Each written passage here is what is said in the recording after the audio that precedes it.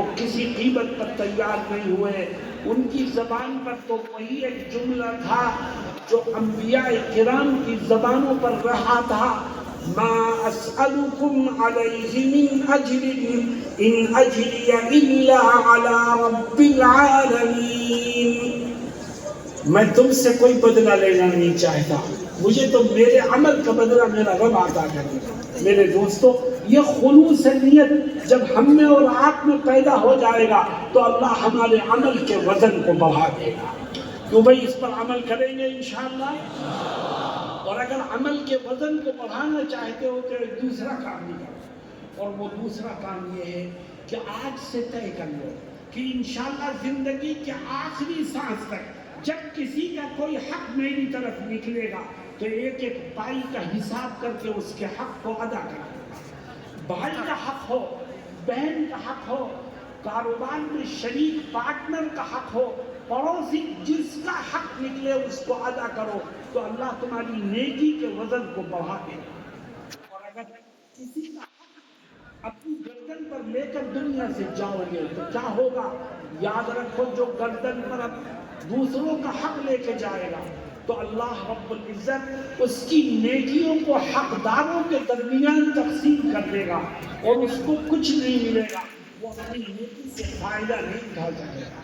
آؤ ہم طے کریں کہ جب کسی کا حق ہماری طرف نکلے گا تو ایک ایک بھائی کا حساب کر کے اس کے حق کو ادا کریں گے انشاءاللہ.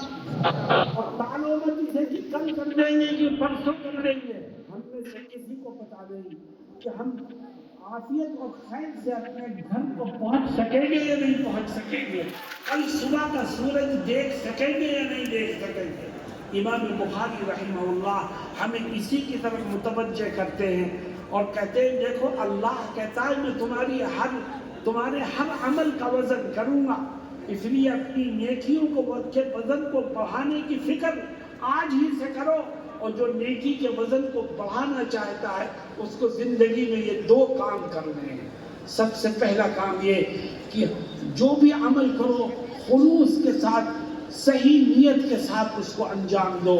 اور دوسرا کام یہ کہ جب کسی کا حق نکلے تو ایک ایک پائی کا حساب کر کے اس کے حق کو ادا کریں.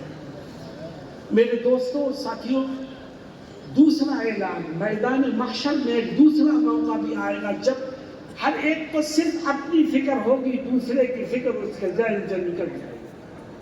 وہ دوسرا موقع کیا ہے؟ نبی کریم علیہ السلام ام المؤمنین عائشہ صدیقہ رضی اللہ عنہا سے فرماتے ہیں کہ اے عائشہ، میدان محشر میں یہ اعلان ہوگا، اللہ حکم دے گا، فرشتوں سے کہے گا کہ میرے بندوں کے نام اعمال کو تقسیم کر دو.